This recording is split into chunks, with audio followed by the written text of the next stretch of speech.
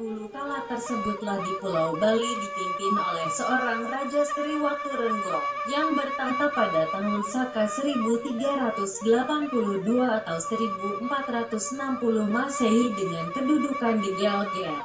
Beliau ini tiada lain putra dari Kresna Kapakisan. Dalam menjalankan roda pemerintahan kerajaan di Bali, beliau Sriwaturenggong dibantu oleh para punggawa dan tanda mantri. Namun yang paling memegang peran penting tatkala itu adalah keturunan dari Empu Withadarma yang lebih dikenal dengan sebutan Pasek dan kisahnya sebagai berikut. Sesungguhnya putra-putra dari I Gusti Pasek Gelgel mempunyai tugas dan kewajiban yang berbeda-beda. Putranya yang menginventarisir kekayaan raja disebut Pasek Gelgel. Yang mengemban tugas sebagai juru bicara raja bergelar Pasek Bandesa, yang bertugas pada kahyangan desa seperti Pura Puseh dan Pura Desa termasuk Balai Agung bergelar Pasek Kubayan. Dan yang bertugas mengurusi di bidang pitra yakni bergelar Ki Pasek Prateka. Selanjutnya, dikisahkan kemudian Sriwaturenggong mempunyai 4 orang putra antara lain.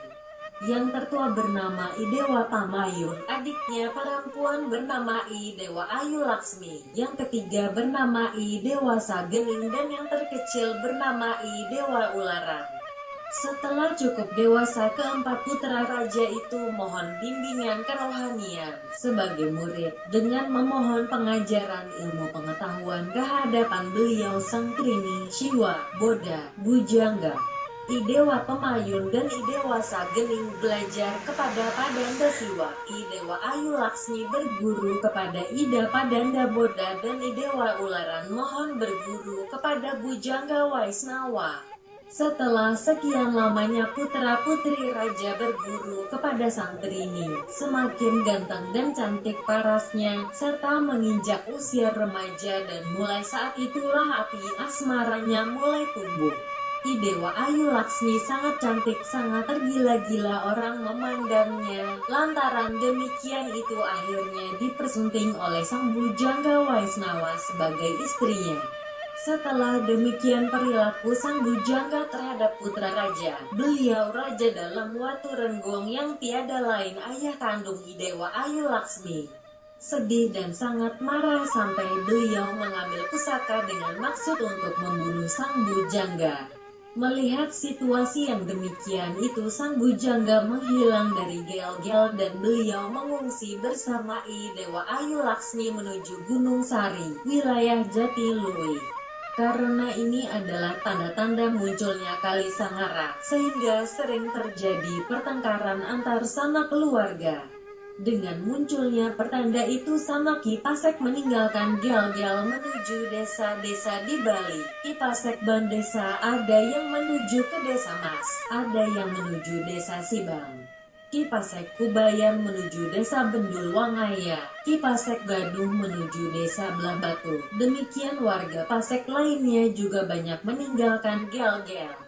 Setelah sekian lama tinggal pada wilayah yang baru didiami, lagi meninggalkan wilayah itu dan tibalah beliau di bagian tenggara Kramanijong Jarem, sekarang disebut Desa Kapal.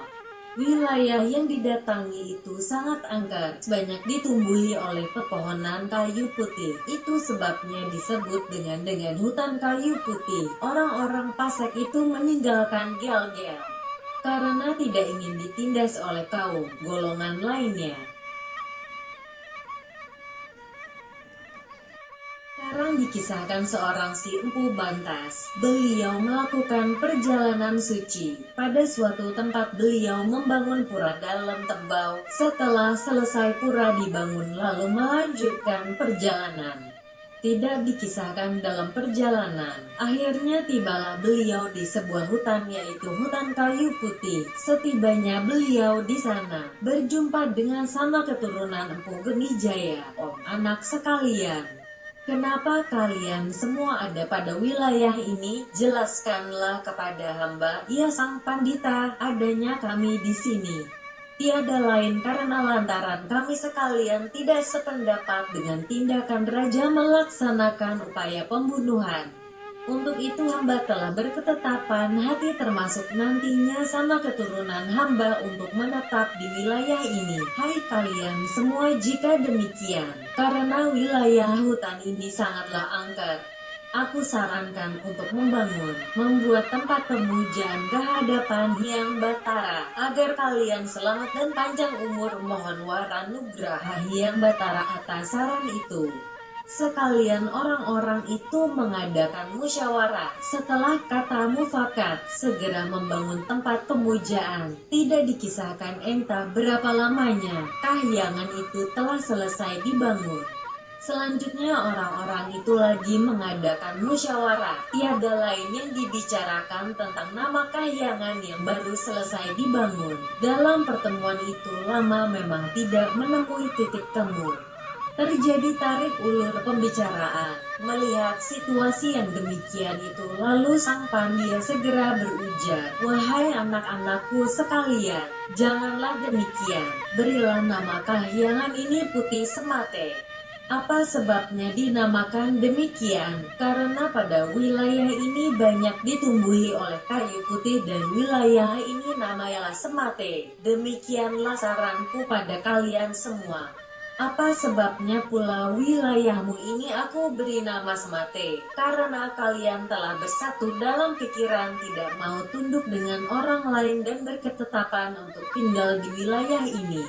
Terjebebas sama dengan sehidup semati. Setelah itu, akhirnya pura dan desa itu dibuatkan upacara sebagaimana layaknya pada tahun Saka 1396 atau 1474 Masehi.